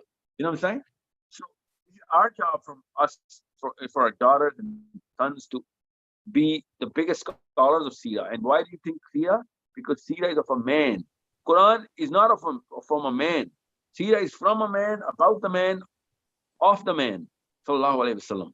Quran is never from the man, never of the man, never about the man. It is about Allah subhanahu wa ta'ala and the policies. And this is something which is why I say SIDA before Quran. For every Muslim, SIDA has to come before the Quran. Simple. Because first get the chemistry straight. And Quran is later on the psychology. First get the physiology straight. So this is something which is why I'm actually enforcing that pop culture is going to corrupt us. You can actually enjoy it later on. First you get your chemistry straight. Yes, sir. I'm sorry. It's a long answer. Yeah. Is there someone want to ask question, or should I continue with the one I've got on the chat? Or should we just not? It's how long? I think it's. Okay, let's just take couple more questions. Yeah, I think we can continue for 10 to 15 minutes, and we'll then end it around 12. Actually, I have a session. I had a session at 11:30. That's why I said a couple more questions. I just got a little pop up from the next session, but it's all right. All right. If dissonance is between Deen and Dunya specifically, I think this. No, it's not. No. Okay. Dissonance is not between Deen and Dunya. That's an amazing question. Dissonance is not about Deen and Dunya. Dissonance is about Dunya and Dunya. Okay, we're not supposed to live the life of afterlife right now. We're supposed to live the life of this world right now. Dissonance is when you have two heroes which were from the planet, are from the planet, who have different aspirations for themselves, with different purposes, different goals, or not just different goals, two opposing goals. So what do you think? The Sahabas did not live in this planet? Of course they lived in this planet. Did they do well? Of course they did well. In terms of who? Bill Gates or Steve Jobs? No. That's a different scale. So that's where this dissonance is. I'm not trying to tell you. See, we're so sunk into capitalism that we think that Deen is against dunya. Capitalism is something that Deen is against. And that's not just all of it. There's a lot of capitalism in Islam as well. There's a lot of socialism in Islam as well. But Islam is not capitalism. Islam is not socialism. So understand, Islam is a way bigger superset of these two things. And these are smaller subsets, and not, of course, all of capitalism, because there's so much wrong with capitalistic mindset. So when Allah subhanahu wa ta'ala says, Al-Hakimu Takasur, he did not say that, do not earn. He says, why are you going towards access? Why access? You know what I'm saying? And now Bill Gates is saying that I cannot give my $70 billion to my kids because that's going to ruin them. I'm only going to give you 10 million. That's it. Jeff Bezos says 1 million to my kids. No more. That's enough. You're going to start your own. I started from nothing. Otherwise, you're going to become literally, you know what he said? You're going to become chemically corrupted. Of course, he didn't mean chemistry like this, but but that's what they realize as well. Al-Hakamut Takasur is something which every billionaire realizes. It's not the answer to the questions. You're going to go through bigger problems if you do not struggle for it. So understand, Deen and Dunya Deen or dunya is not the right way. Either it's dunya's different definition than what Abbas had. That's what dissonance is. Let's go on. The next question. Okay. So what's the next question is from Talha Yusuf. So what's the solution for the kids who are not studying and wasting time with their friends? Shouldn't their father be a bit aggressive or harsh to stop their child from being spoiled after they have tried explaining the child politely? Well, when you say kids, that's where the problem is. Kids under, when I say kids, I mean kids under 11, 10. Those kids are in no punishment zone. They're in a counseling zone for sure, but not punishment zone. Kids under 14, over 14, 15, yeah, they are in punishment zone for sure.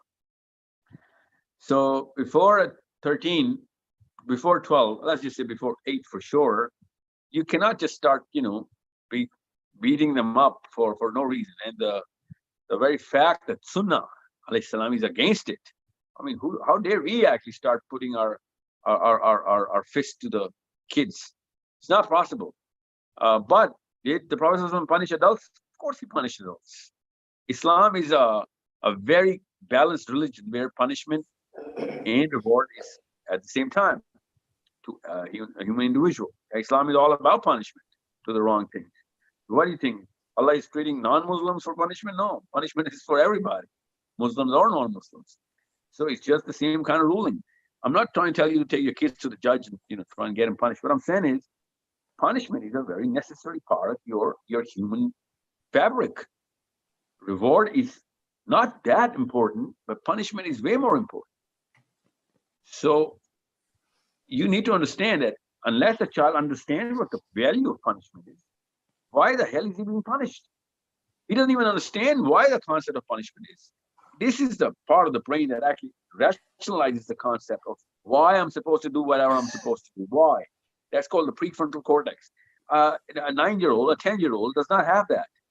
So he's going to think that there's an on and off switch that my father has. If I do this, he gets turned on. If I do this, he gets turned off. So there's no point of punishing that child. Counseling, of course, because the value system, the hero definitions, all of them are incorporated, collaborated, incarnated during the child, during that age, between 3 and 10, and even before that as well. So you gotta create values, and boundaries, of course, but not physical punishment boundaries. Repercussions have to be by design, not by just cultural definitions of oh, you hit your children, oh, that means I can hit my children. That's not how it's going to work. If Allah subhanahu wa ta'ala did not put punishment of even salah for a less than 8-year-old, 7-year-old, why are we punishing them for staying up late? I'm just giving you an example of what your value system is, or my value system is. So there is no punishment. Allah is not punishing them. Why are we punishing them? So this is a very wrong conception.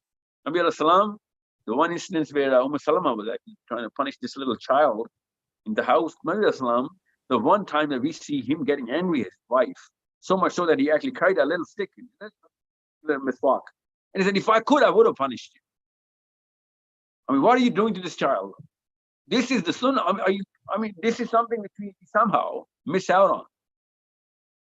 So counseling age, of course, every age is a counseling age. But punishment age, after 14, that's the punishment age. And not by just brutally, being brutal with our kids. That's not, don't do that. I mean, this is not a, I hope, if you're becoming brutal, and if you think you're religiously inclined to become brutal, then that means he committed some serious crime. Otherwise, why are you punishing? Hitting a child. My teacher used to tell me, he was Jordanian, he said, hitting a child in the face is just like lashing somebody 1400 years ago. So if he did not commit zina or did not drink, why are you hitting a child? Because that's the lash. That's the lash to his body. So it's a punishment prescribed by a religion. So if you're actually giving 50 lashes to your kids, that means he must have, committed some of those crimes which are, prescribed by Quran or Hadith to be lashed, for a person to be lashed. Yes, sir. Go on. I can see the question popping up. Yeah, there's one interesting question from YouTube. What's the role of father who doesn't get a time from his job to play a role in upbringing of the kids? Very good question. Very good question. Leave your job. That's the answer. Find a job which is going to give you time for your kids. Somehow we assume that raising children is the job of a mother. Show me one hadith which says that, or the ayah which says that. The job of raising kids is for the mother and the father at the same time. The job of the father is not to carry a career. That's a very recent word. That's a very capitalistic word. The word was never shown, written, or ever even seen 500 years ago, even 300 years ago. So when you are actually coming up with a word, and we all are doing that, by the way, that's a recent plastic entry, which is not organic at all. So if our jobs are taking up most of the time, that means we are actually, we might as well be in brothels and, bars and whatever, because that's the same kind of negligence old people used to do 500 years ago when they didn't really want to be fathers and they just had some kids. We're just at our jobs thinking, oh, we're doing the right thing. No, you're not doing the right thing. If you're actually chasing careers and not paying attention literally as fathers, just like our wives aren't paying attention to them, that means we'll be questioned literally, because the child needs, even if it's a girl or a boy, they need the presence of their father as much as they need the presence of their mother. We've actually assumed that our kids also naturally, by birth, they think that, oh, a father is not supposed to be home from 9 to 5. That's not what the natural disposition of a child is. Okay, so that's one of the bases of corruption of the psychology of the modern child, because he sees the mother a little too much and he sees the father a little too less. Okay, he needs to have both of these at the same time. Of course, I'm not telling you to just, become stay-at-home dads and let your wives work. No, it's going to cause the same problem. So there is no such thing as a career which is based on just making money. And then you can cause real heroship I'm going to give you an example. Umar ibn Khattab, he had to attend the lectures of the Prophet, and he had no money. Of course, they used to herd, I think, sheep or cattle of some sort. And he had this pact with his friend that, I cannot do that every day. So what I'm going to do is I'm going to take notes one day, and then the next day I'm going to take an off, and you're going to attend, and you're going to take the day off, because that's how we're going to split money, and we're going to feed our families. So they had to actually, they couldn't carry careers. They had no jobs. I'm just giving you an example. That's how the priorities are set. And if you do not have the right priorities, then you cannot just blame the world for actually your kids' deficiencies in their walks of life, and especially their psychology. And that's why I'm against that. That's one of the reasons why I'm against this employment routine. This employment status is a very new problem that human beings are suffering from, especially parents. Employment means that you're stuck in a building for about 12 hours. They say 8, but we all know it's never 8. So that is something which is very new. Men never actually had that problem 1,000 years ago, 500 years ago. This is the invention of the corporation that actually enslaved the human beings, men and women, of course, into an 8 to 10 hour prison that you cannot leave, and if you leave, you're gonna have to come back and report and everything, and they put a lot of negative pressure on you, and that's what's causing that bigger part of negligence to our kids, and that's something which never happened before. Or someone from audience is trying to ask question. Please go ahead. Yeah, so my question is, Salwai, can you give any example or references about Sahaba, that how they used to get out time for the children, and how much time in a day they used to give to their children? First and foremost, understand that the data that we have of the Sahabas was from a culture which in the infancy was given 100% attention. 100%. That means that they used to give their infants to people who used to give them those infants a full-time job. That was the job of the guardians. And that's how the Arabian culture was. That means the career of the guardian was to become a guardian. You have to understand that. And that means a full-time guardian woman is going to feed the child. And most time they were used to breastfeed the child. And that was the woman that they used to stay for at least 4 years. That's the first primary infancy age to the first nursing age, first year of the nursing age. Because we think that the nursing age is from 0 to 3, actually it's from 0 to 7. So first part of the nursing age was done by a full-time person. It was not a makeshift nanny. So they used to actually get through the training of linguistics and the whole nurturing. But since, of course, that's not a prescribed decision of Allah subhanahu wa ta'ala, but since the Prophet did not stop that, so we are going to, take that as primary. So because if the Prophet in his own time, he had stopped Arabs from giving their kids to the people who used to feed and take care of the kids, then I would have been like, you know what, that's pre-Islamic culture, so Islam came in to abolish that. But no, he didn't. Islam kept that. So we actually have multiple nannies and mothers and different guardians changing all the time, and that actually causes literally devastation to the chemistry of the child. He or she does not get to bond, and that means lower oxytocin levels in the children if they keep changing the guardian, especially the female guardian. So, and I'm not saying that single fathers cannot have oxytocin efficiency in their kids. They can, but that's a tougher job because men do not have oxytocin, literally. I mean they do, but it is lower than how much women have testosterone. So understand, this is the gift of the woman that you have to give to the infant till the age of 4 or 5.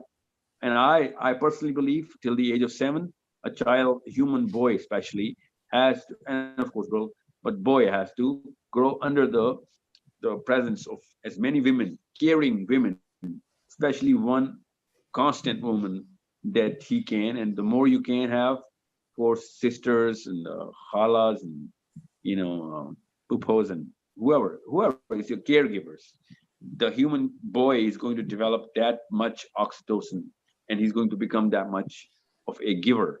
And that's the chemistry that you can tune in.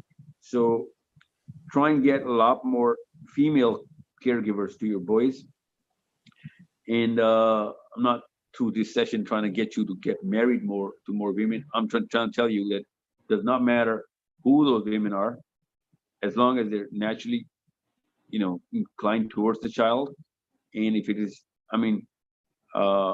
big sisters are a natural presence, khalas are not a natural presence, and pupos are not a natural presence. But if you are in a joint family accommodation, that's a gift.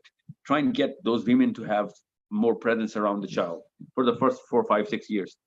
And then later on, your child's chemistry demands that kind of kinetics that it can only be given by a father. So physical routines, more or less, and outdoor physical routines, preferably, so that he can have a lot more ductile movement. And before the age of 12, the more physical movement he's going to give to himself, the more his pawns are going to grow inside the brain. So I'm just giving you a chemical perspective here of how the anatomy works. And if you alter this, a lot of people alter this, and that's why mutation happens. And they have smaller brains and more pawns. Of course, there cannot be more pawns in smaller brains. So try and get the brain to be bigger, and women enhance the size of the brain because oxytocin is a natural GTX. It's a parasympathetic chemical. So it's when you're under the influence of oxytocin, that means you're under no stress, no worry. You're under a lot of care and a lot of security. It's called the Pelzman Effect in psychology. People who have oxytocin, they actually take way bigger risks because they're not afraid of the risks or the repercussions. And that's called the Pelzman Effect. Why are they not afraid of the repercussions? Because they think someone's got their back, literally. So people who have more oxytocin are naturally more courageous, way more, they have a lot more to sacrifice, since sacrifice requires courage. So they are way more sacrificing, they're more givers, and they're more compassionate. Of course, compassion is only oxytocin based. So you need your boys to be compassionate. Why do you think people have such an easy time raping little girls and whatnot? Because they have no compassion. They're not raised by organic standards. If anything, they're literally raised inorganically. So understand how this works. But to answer your question straight up, Sahabas had a totally different model. We don't give our kids to pure guardians and you're going to give our kids back after 50 years of their life. So we have to introduce that here as much as we can. Not the model, but a hybrid model where our wives and other women who can be present can actually raise up our children in the nursing age. And then we take over, and then we get him to do wherever we are and try and make sure we take a very good part in his physical activity after the 6th year, even after the 5th year, and he's going to be really physically involved in tiring himself down in whatever games or whatever activities that we can design around him. And by the age of 10 and 11, he better be physically very, very active. And I'm not going about what his educational system modeling is, okay? I'm just trying to tell you how his psychology and chemistry is. So by the age 12, he should be going into a very well-designed reflective thinking model, which means a lot of books, a lot more books that he can handle. He has to study and understand a lot more knowledge base to be set after the 12th year. He's got to do a lot more drills and a lot of grind work. Put him under a lot of pressure after the 13th, 14th year. Before he turns 18, 19, he should have a lot more resilience. And that's going to come as a momentum of his physical and then mental activities of the last 10 years. I hope this answers the question. All right, thank you very much. I think we cannot have more questions because of time limitation. Although we have got many interesting questions, which we will try to address in a separate question and answer session. So thanks a lot, Saad bhai, for the insight on this topic. And thank you everybody for joining. If anybody has got any further question, they can ask it in the WhatsApp group that has been shared by Waqas. Already. Thank you very much. Assalamu alaikum, everybody. Alaikum assalam.